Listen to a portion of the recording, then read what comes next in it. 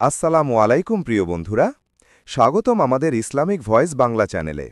আজ আমরা আপনাদের জন্য নিয়ে এসেছি একটি মুগ্ধকর গল্প, যেখানে একজন ফকিরের অটল বিশ্বাস আর একজন সাধারণ মানুষের ভাগ্যের অপ্রত্যাশিত ঘটনা মিলে সৃষ্টি করেছে এক অলৌকিক কাহিনী।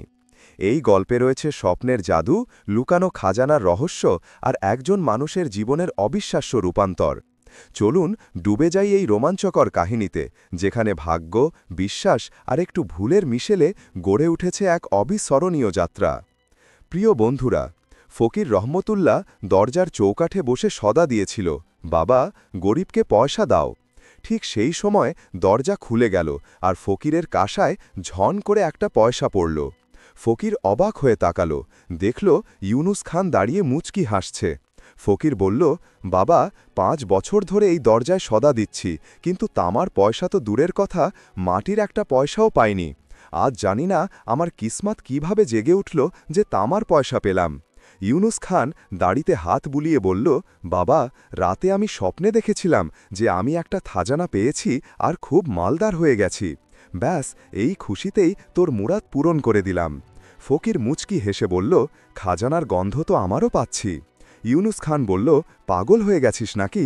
আমি তো স্বপ্নের কথা বলছি। ফকির বলল, অনেক সময় স্বপ্ন সত্যিও হয়। আমার যকিন আছে তোমার বাড়িতে খাজানা আছে। ইউনুস খান আবার বলল, তুমি নিশ্চয়ই পাগল।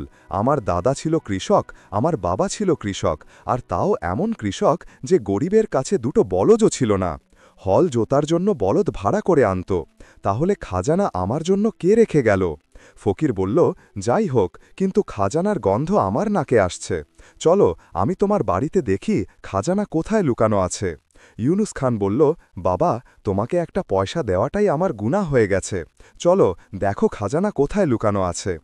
ফকির রহমতুল্লাহ লাঠির সাহায্যে উঠে ইউনুস খানের পিছনে তার ছোট্ট কাঁচা বাড়িতে গেল।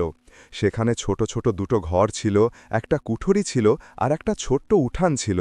উঠানের একপাশে একটা কিয়ারি ছিল, যেখানে গোলাপের সুন্দর ফুল ফুটেছিল। ফকির সব কিছু মনোযোগ দিয়ে দেখে বলল, এই কিয়ারিটা খুঁড়ে ফেলো, আমার এখানেই খাজানার গন্ধ পাচ্ছি। ইউনুস খান বলল, কি কথা বললে?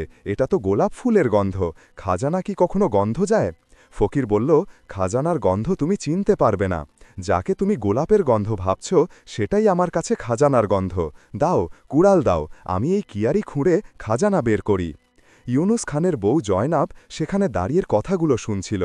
যখন আর থাকতে পারল না, তখন বলল, বাবা, তুমি এই কিয়ারির পেছনো কেন হাত ধুয়ে পড়ে গেলে? এই কিয়ারি 25 বছর ধরে আছে, আমি এতে বারবার বীজ বুনেছি। 10 বার আমি এটা খুঁড়ে বীজ বুনেছি। যদি এখানে খাজানা লুকানো থাকত, তাহলে আমাদের পাওয়া উচিত ছিল। ফকির বলল, আমি এছাড়া কিছু জানি না, এখানে খাজানা লুকানো আছে, কুড়াল দাও। ইউনুস খানের বউ বলল, যদি খাজানা না পাওয়া যায় তাহলে তোমাকে কঠিন শাস্তি দেওয়া হবে। আর ইউনুস খান বলল, আমি তাকে প্রাণে মেরে ফেলব।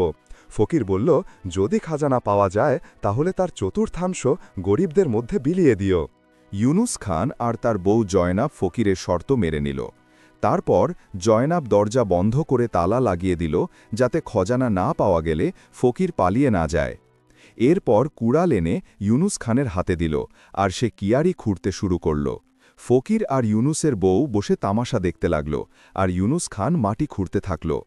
অবশেষে 1 গজ গভীর গর্ত খোঁড়ার পর ঠন করে একটা শব্দ হল। ফকির চিৎকার করে বলল, ওই এলো শব্দ, খজানা বেরিয়ে এলো। ইউনুস খান তাড়াতাড়ি মাটি সরাল, দেখল মাটির নিচে তামার একটা ছোট্ট ডেক গাঁথা আছে। ফকিরের সাহায্যে সে ডেকটা বের করল আর খুব সাবধানে খুলল। অশরফি দেখে তার চোখ খোলা থেকে খোলা রয়ে গেল। ফকির ডেকটা মাটিতে উল্টে দিল, আর অশরফিগুলো ছড়িয়ে পড়ল। ইউনুস খান আর তার বউ বসে অশরফি গুনতে লাগল, আর ফকির শস্যের কুঠুরিতে চলে গেল। কিছুক্ষণ পর ইউনুসের বউয়ের খেয়াল হল ফকির শস্যের কুঠুরিতে গিয়েছিল, কিন্তু এখনও ফিরে আসেনি। সে বলল, দেখো তো সে কি করছে। ইউনুস খান কুঠুরিতে গেল, কিন্তু ফকিরকে দেখতে পেল না। তারপর একে একে অন্য ঘরগুলোতে গেল, কিন্তু ফকিরের কোনো পাত্তা পেল না। মিয়া বিবি দুজনে খুব অবাক হল। বাড়ির একটাই দরজা, তাতে তালা লাগানো, তাহলে ফকির কোথায় গেল? তারা অনেক ভাবল, অনেক চিন্তা করল, কিন্তু তাদের বিস্ময় কাটল না। অবশেষে তারা এই ভেবে চুপ হয়ে গেল যে সে ফকির ছিল না, বরং আল্লাহর পাঠানো ফেরেশতা ছিল। ইউনুসের বউ বলল, লোকে ঠিকই বলে, দরজায় আসা সাধুকে খালি হাতে ফিরিয়ে দেওয়া উচিত নয়। এই ফকির 5 বছর ধরে আসছিল, কিন্তু তুমি তাকে কখনো কিছু দাওনি। আজ একটা পয়সা দিলে এত বড় খজানা পেলে। ইউনুস খান ফকিরের সঙ্গে যে ওয়াদা করেছিল তা পালন করল। খজানার চতুর্থাংশ গরিবদের মধ্যে বিলিয়ে দিল, আর বাকি অসরফিগুলো ডেগে ভরে গর্তে রেখে দিল। এখন তার কাছে কোনো কিছুর অভাব ছিল না। সে জমি কিনল, একটা দারুণ হাভেলি বানালো, অনেক ঘোড়া, গরু, মোষ কিনল। কিছুদিনের মধ্যেই সে নিজের গ্রামটাও কিনে নিল। ইউনুসের বউ একদিন খেতে খেতে বলল, আমার মন চায় আমার কাছে একটা মোটর গাড়ি থাকুক, আর আমি তাতে চড়ে দূর দূরান্তে ঘুরি। ইউনুস খান বলল, বাহ, ভালো মনে করিয়ে দিলে, আমি কালই শহরে গিয়ে একটা উমদা মোটর কার কিনব। বউ বলল, হ্যাঁ, আল্লাহ দৌলত দিয়েছেন, তাহলে সব কিছু কিনতে হবে। পরের দিন ইউনুস খান ঘোড়ায় চড়ে শহরে গেল। সেখানে পৌঁছে তার মনে হল, যখন আমি কোম্পানির দপ্তরে যাব, লোকে বলবে ইংরেজদের মতো মোটর রাখার শখ হয়েছে, কিন্তু নাম রেখেছে মুসলিম। এই ভেবে সে একজন তালিমপ্রাপ্ত নওজোয়ানকে থামিয়ে জিজ্ঞেস করল, ভাই বলো তো, আমি যদি আমার নাম হাজার খান রাখি তাহলে কেমন হবে? নওজোয়ান হেসে বলল, ইউনুস সাহেব, খুব ভালো নাম হবে। ইউনুস খান এই মশওয়ারায় খুব খুশি হল। সে একটা মোটর কোম্পানিতে গিয়ে গাড়ির সওদা করল। যখন 7,000-এ কথা পাকা হলো, তখন সে টাকা পরিশোধ করে বলল, আমার নামে রসিদ বানাও। ম্যানেজার জিজ্ঞেস করল, আপনার নাম কি? সে বলল, আমার নাম ইউনুস হাজার খান। এই অদ্ভুত নাম শুনে ম্যানেজার আর অন্যরা হেসে উঠল। ইউনুস সাহেব এতে খুব রেগে গেল আর বকাবকি শুরু করল। কিন্তু ম্যানেজার তাকে তাড়াতাড়ি শান্ত করে বলল, রাগ করবেন না, আপনার নামে ইংরেজি ছোঁয়া দেখে হাসি পেয়ে গেছে। যদি এই ছোঁয়া না থাকত তাহলে কত ভালো হতো। ইউনুস খান নিজের ভুল বুঝতে পারল আর বলল, তাহলে আমার আসল নামই লিখে দিন, লিখুন ইউনুস খান। গাড়ি কেনার পর সে একজন ড্রাইভার নিয়োগ করল, আর গাড়িতে 2 গ্যালন পেট্রোল ভরে বলল, চলো এখন আমাদের গ্রামে নিয়ে চলো। তারপর ঘোড়ার কথা মনে পড়ল। সে ঘোড়াটা মোটর কোম্পানির একজন চৌকিদারের কাছে রেখে দিল আর তার হেফাজতের জন্য 10 টাকা মুয়াবজা দিয়ে দিল। ড্রাইভার বলল, ইউনুস সাহেব, পেট্রোল কম আছে, আরও 5 গ্যালন ভরে নিন। ইউনুস খান বলল, দেখো, তুমি আমার নৌকর, তোমার কথা বলার কোনো দরকার নেই, এই পেট্রোলই অনেক। ড্রাইভার চুপ হয়ে গেল আর গাড়ি নিয়ে চলতে শুরু করল। প্রথমে ইউনুসকে শহরে ঘুরিয়ে নিল, আর যখন সন্ধ্যা হলো তখন গ্রামের দিকে রওনা হলো। পথে অন্ধকার হয়ে গেল, তখন ড্রাইভার বাতি জ্বালিয়ে দিল। ইউনুস সাহেব বলল, এগুলো বন্ধ করো, এখানে এমন কি জিনিস আছে যে দেখার জন্য আলো করতে হবে? ড্রাইভার বাতি বন্ধ করে দিল আর অন্ধকারে গাড়ি চালাতে লাগল। কিছুক্ষণ পর গাড়িটা একটা ঝাঁকুনি দিয়ে লাফিয়ে উঠল। ইউনুস খানের মাথা ছাদে ঠেকে গেল। সে কঠিন সুরে জিজ্ঞেস করল, ওরে ড্রাইভার, গাড়ি কেন লাফালো? ড্রাইভার বলল, হুজুর, গর্ত এসে গিয়েছিল। ইউনুস খান বলল, বোকা, তুই হর্ন বাজাসনি কেন? ড্রাইভার মনে মনে বলল, কি আজব গাধার সঙ্গে পড়েছি, গর্ত কি হর্ন বাজালে ভরে যায়? গাড়ি চলতে থাকল। গ্রামের কাছাকাছি পৌঁছতেই পেট্রোল শেষ হয়ে গেল আর গাড়ি থেমে গেল। ইউনুস খান ড্রাইভারকে জিজ্ঞেস করল, ভাই, এখন গাড়ি কেন থামালি?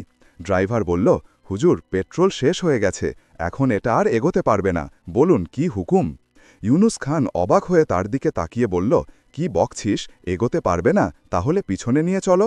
ড্রাইভার বলল, ইউনুস সাহেব, যখন এটা এগোতে পারবে না তখন পিছনে কিভাবে যাবে?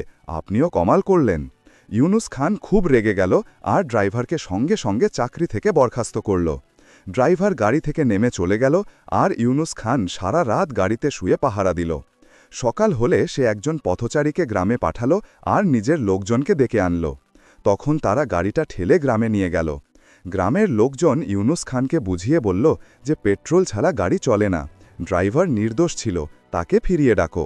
ইউনুস খান এই রহস্য বুঝে গেল আর ড্রাইভারকে আবার চাকরিতে রাখল।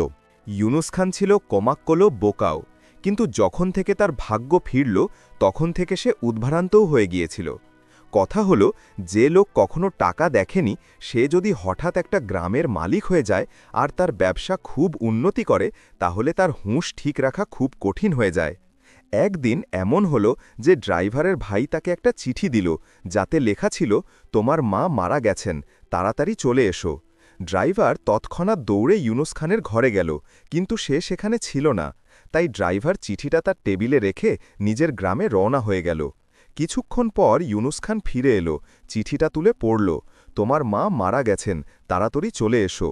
ইউনুস খান কিছু না ভেবে কিছু না বুঝে সোজা স্টেশনে গেল আর কুষ্টিয়ার টিকিট কেটে ট্রেনে উঠে বসল, কারণ তার সব আত্মীয় কুষ্টিয়ায় থাকত। ট্রেনের কামরায় আরও কিছু মুসাফির বসেছিল।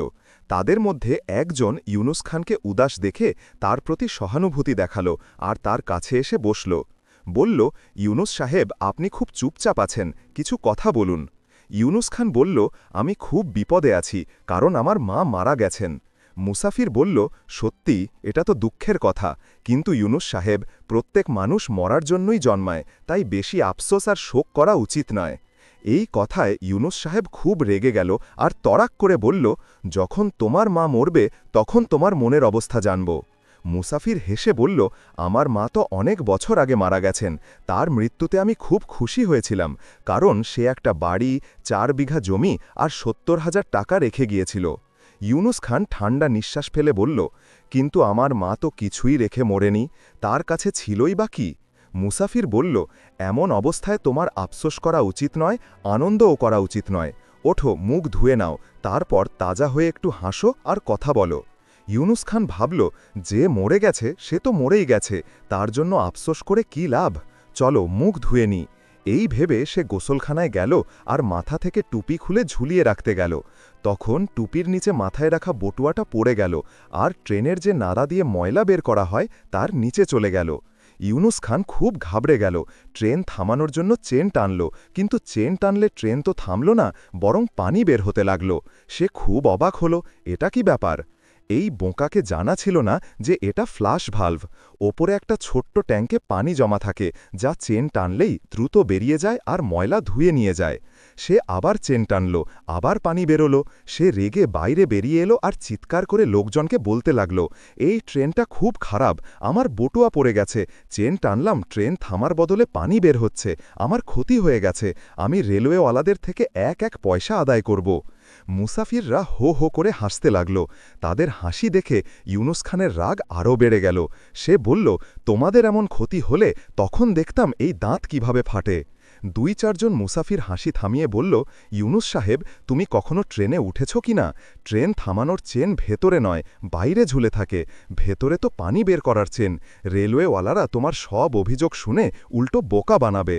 ইউনুস খান নিজের বোকামিতে খুব লজ্জিত হল আর ফিরে এসে নিজের জায়গায় বসে গেল। গরিবের প্রথমে মায়ের মৃত্যুর শোক ছিল, এখন বটুয়া পড়ে যাওয়ার মন খারাপ হল। সে মাথা নিচু করে চুপচাপ বসেছিল। তার পাশে বসা মুসাফির তার দুঃখ দূর করার জন্য বলল, ইউনুস সাহেব, তুমি নিশ্চয়ই অনেকবার মদিনা গিয়েছ। ইউনুস খান বলল, না, আমি একবারও যাইনি, খুবই বদনসিব আমি, মসজিদে নববী এখনও দেখিনি, তবে কুষ্টিয়া থেকে যখন কাশ্মীর যাব তখন মদিনা ঘুরে মসজিদে নববী দেখব। মুসাফির বলল, শুনেছি হজরত উসমানের আমলে এর ভিত্তি স্থাপন করা হয়েছিল। ইউনুস খান বলল, না, আমাদের নবীজির পর হজরত আবু বকরের সময়ে মসজিদে নববীর ভিত্তি স্থাপন করা হয়েছিল, হজরত উসমানের আমল কেন বললে? মুসাফির বলল, আর হজরত আবু বকরের আমলে খলিফা কে ছিল? ইউনুস খান বলল, হজরত উসমান। মুসাফির বলল, তাহলে তো আমি যা বলছিলাম তাই হল। ইউনুস খান বলল, ঠিক আছে, এমনই ধরে নাও।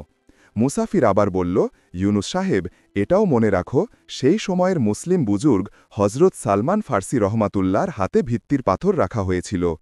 ইউনুস খান অবাক হয়ে মুসাফিরের দিকে তাকালো আর কিছু ভেবে বলল, পুরনো কথা ছাড়ো, আমাদের কি দরকার?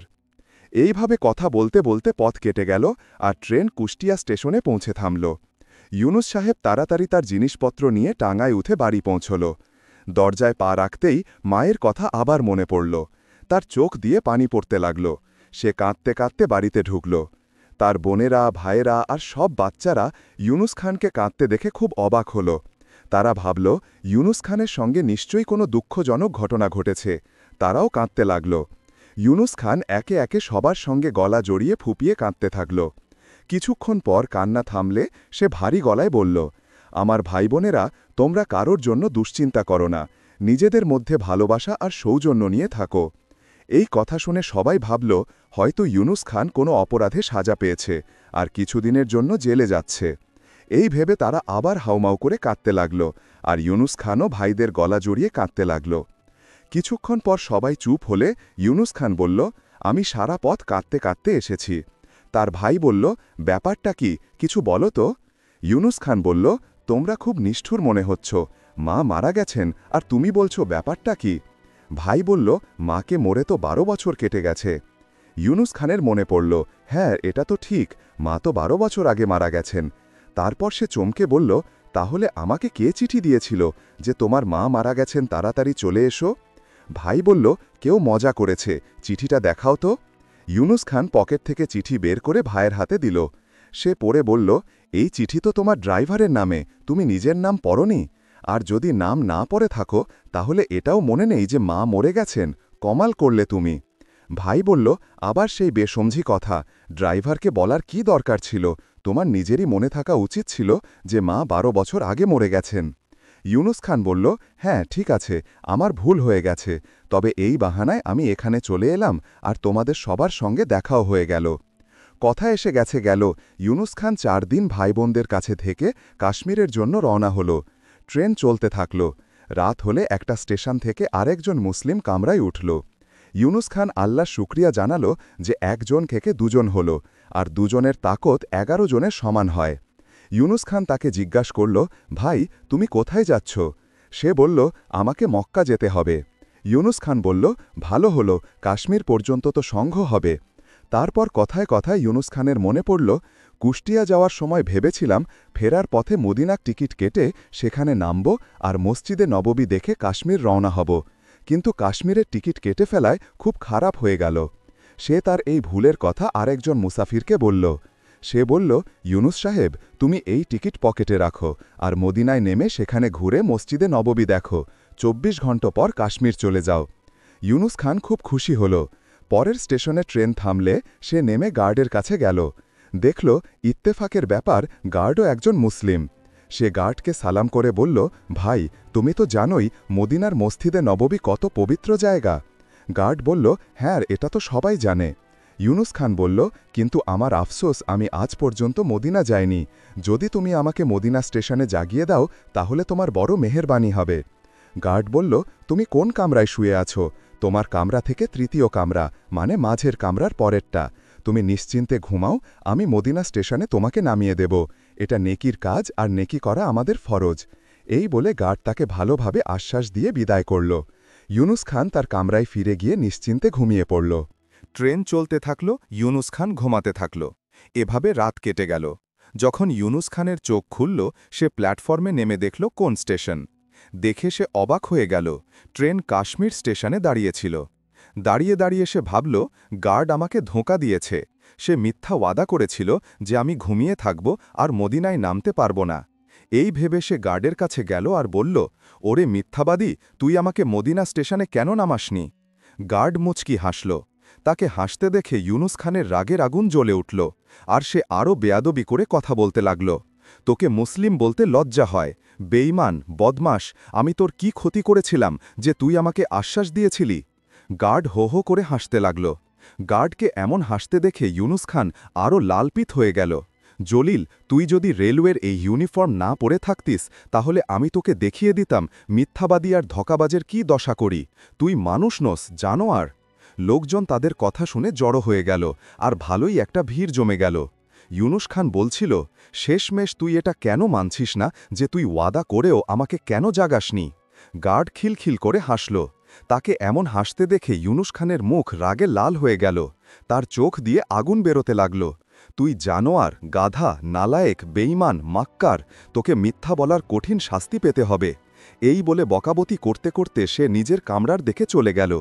লোকজন গার্ডকে বলল, ইউনুস সাহেব, একজন সাধারণ মুসাফির তোমাকে এত বকাবকি করল, কিন্তু তোমার ধৈর্যে একটুও ফাটল ধরল না, বরং তুমি বারবার মুচকি হাসলে। তুমি চাইলে তার বেয়াদবির জন্য তাকে পুলিশের হাতে তুলে দিতে পারতে। গার্ড হেসে বলল, তার বকাবকির কোনো প্রভাব আমার ওপর পড়েনি। আমি তো এই ভেবে হাসছিলাম যে এই ইউনুসের ভুলে আমি যে মুসলিমকে জোর করে মদিনা স্টেশনে নামিয়ে এসেছি সে আমাকে কত গালি দিচ্ছে। এই কথা শুনে সবাই হেসে উঠল আর মনে মনে বলল, সব মুসলিম কি এমন পাগল হয়? কিছুক্ষণ পর ভিড় ছত্রভঙ্গ হয়ে গেল। ইউনুস খান যখন গরিব ছিল তখন তার না কোনো দোস্ত ছিল, না কোনো আজিজ রিশতেদার। কিন্তু যখন তাকে খোঁজানা মিলল আর সে নিজের বুদ্ধি দিয়ে গ্রাম কিনে নিল, তখন অসংখ্য লোক তার সঙ্গে হামদর্দি দেখাতে শুরু করল। দূরের রিশতেদাররা কাছের সম্পর্কের কথা বলে তাকে বোকা বানানোর চেষ্টা করতে লাগল। কিন্তু সে ছিল কিসমতের ধনী। বেশি দায়িত্বের কারণে সে উদ্ভ্রান্ত হয়ে গিয়েছিল আর সব সময় খোয়া খোয়া থাকত। একদিন এমন হল যে খাওয়ার পর হাত ধোয়ার জন্য সে নলের কাছে দাঁড়িয়েছিল আর হাত ধোতে ধোতে কি যেন ভাবছিল। মুলাজিম তার এই অবস্থা দেখে বুঝল ইউনুস সাহেব কোনো চিন্তায় ডুবে গেছেন। তাই সে তোয়ালে দিয়ে বলল, নিন ইউনুস সাহেব, হাত মুছে নিন। ইউনুস খান চমকে উঠল আর হাত মুছে আবার টেবিলে বসে গেল। বসে বসে যখন 10-15 মিনিট কেটে গেল তখন তার খুব রাগ হল আর সে টেবিলে মুষ্টি মেরে চিৎকার করে বলল, ইব্রাহিম খান কোথায় মরে গেছে? আমরা কতক্ষণ ধরে টেবিলে বসে আছি আর খাবার এখনও আসেনি। ইব্রাহিম খান দৌড়ে এসে বলল, হুজুর, খাবার তো আপনি খেয়ে ফেলেছেন। এই জবাবে ইউনুস খান খুব রেগে গেল আর চিৎকার করে বলল, বোকা, তুই কবে থেকে নেশা করা শুরু করলি? এইমাত্র আমরা হাত ধুয়েছি আর তুই বলছিস আমরা খাবার খেয়ে ফেলেছি? এটা কি মজাক? ইব্রাহিম খান তার আকাকে কি জবাব দেবে? বেচারা আবার খাবার এনে টেবিলে সাজিয়ে দিল। ইউনুস খান খেতে শুরু করল, কিন্তু পেট তো ভরা ছিল, তাই সে খুব অল্পই খেল। তবুও তার রাগ কমল না। সে ইব্রাহিম খানকে ডেকে বলল, এই খাবার এত ঠান্ডা কেন? তুই কি আমাকে পুরনো খাবার খাওয়াচ্ছিস? ইব্রাহিম খান ভয় ভয় বলল, হুজুর, খাবার তো এইমাত্র রান্না করা। ইউনুস খান আরও রেগে গেল, তুই আমাকে বোকা বানাচ্ছিস? আমি কি বুঝি না এটা কালকের খাবার? ইব্রাহিম খান চুপ করে রইল, কারণ সে জানত আকার মেজাজ ঠান্ডা না হওয়া পর্যন্ত কথা বলা বৃথা। ইউনুস খানের জীবন এখন পাল্টে গিয়েছিল। একসময় যে মানুষ 2 পয়সার জন্য হাত পাতত, সে এখন গ্রামের মালিক। তার হাবেলি ছিল গ্রামের সবচেয়ে বড় বাড়ি, আর তার গাড়ি দেখে লোকে হিংসা করত। কিন্তু তার বোকামি আর উদ্ভ্রান্ত মন তাকে বারবার বিপদে ফেলত। একদিন সে তার বউ জয়নাবকে বলল, আমি শহরে যাব, আরও একটা মোটর কিনব। এবার একটা বড় গাড়ি হবে, যাতে আমরা সবাই মিলে ঘুরতে পারি। জয়নাব হেসে বলল, তুমি তো এখনও প্রথম গাড়িটা ঠিকমতো চালাতে শেখোনি, আর একটা কিনে কি করবে? ইউনুস খান গম্ভীর মুখে বলল, তুমি বুঝবে না, এটা আমার শখের ব্যাপার। লোকে আমাকে দেখে বলবে ইউনুস সাহেবের দৌলতের কোনো কমতি নেই। পরের দিন সে শহরে গেল। সেখানে একটা বড় মোটর কোম্পানিতে ঢুকে একটা চকচকে গাড়ি পছন্দ করল।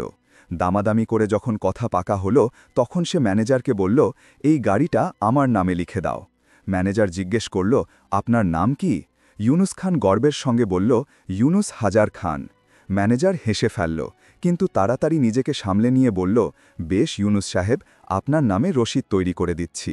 ইউনুস খান খুশি হয়ে গাড়িটা নিয়ে বাড়ি ফিরল। গ্রামে ফিরে এসে গাড়িটা সবাইকে দেখালো। গ্রামের লোকজন এসে গাড়ি দেখতে লাগল আর তারা তার দৌলতের প্রশংসা করতে লাগল। কিন্তু ইউনুস খানের মনে একটা খটকা লেগে রইল। সে ভাবল, আমি এত বড় গাড়ি কিনলাম, কিন্তু ম্যানেজার হাসল কেন? নিশ্চয়ই আমার নামে কিছু গোলমাল আছে। এই ভেবে সে গ্রামের একজন বুদ্ধিমান মানুষ হাফিজ সাহেবের কাছে গেল। তাকে বলল, হাফিজ সাহেব, আমার নাম ইউনুস হাজার খান রাখা কি ঠিক হয়েছে? হাফিজ সাহেব হেসে বলল, ইউনুস সাহেব, আপনার নাম তো ইউনুস খান, হাজার কথাটা যোগ করার কি দরকার? এটা শুনে লোকে হাসবে। ইউনুস খান লজ্জা পেয়ে বলল, আমি ভেবেছিলাম এটা আমার দৌলতের সঙ্গে মানাবে। হাফিজ সাহেব বলল, দৌলত দেখানোর জন্য নাম পাল্টানোর দরকার নেই। আপনার কাজ আর আপনার দানশীলতাই আপনার পরিচয়। ইউনুস খান হাফিজ সাহেবের কথা মন দিয়ে শুনল। সে বুঝল তার ভুলগুলো তার নতুন দৌলতের কারণে আরও বেশি প্রকাশ পাচ্ছে। তবুও সে তার জীবনের এই নতুন অধ্যায় উপভোগ করছিল। তার গ্রামে এখন সে ছিল সবচেয়ে সম্মানিত মানুষ। তার হাবেলিতে লোকজন আসত তার গাড়ি দেখতে, তার গল্প শুনতে। আর ইউনুস খানও তাদের সঙ্গে তার খাজানার গল্প, ফকির রহমতুল্লার কথা আর তার ভুলের হাস্যকর ঘটনাগুলো শেয়ার করত। তার জীবন এখন ছিল একটা অদ্ভুত মিশ্রণ, অর্থ, ক্ষমতা আর তার সেই পুরনো সরলতা। সে যখন গ্রামের মসজিদে গিয়ে দান করত, তখন ফকির রহমতুল্লার কথা মনে পড়ত। সে ভাবত, আল্লাহ আমাকে এই খাজানা দিয়েছেন, আর ফকিরের কথা মতো আমি এর চতুর্থাংশ গরিবদের মধ্যে বিলিয়ে দিয়েছি। কিন্তু তারপরও আমার জীবনে এত ভুল কেন হচ্ছে? একদিন সে মসজিদের ইমাম সাহেবের কাছে গিয়ে এই প্রশ্ন করল। ইমাম সাহেব হেসে বলল, ইউনুস সাহেব, আল্লাহ মানুষকে পরীক্ষা করেন। তুমি যে ভুল করো তা তোমার সরল মনের প্রমাণ, কিন্তু তুমি যে গরিবদের সাহায্য করো তা তোমার ঈমানের প্রমাণ। ভুল থেকে শিক্ষা নাও আর আল্লাহর ওপর ভরসা রাখো। ইউনুস খান ইমাম সাহেবের কথা মনে রাখল। তারপর থেকে সে আরও সাবধানে জীবন চালাতে শুরু করল। তার গাড়ি, তার হাভেলি, তার গ্রাম সবকিছুই তার কাছে আল্লাহর নেয়ামত হয়ে উঠল।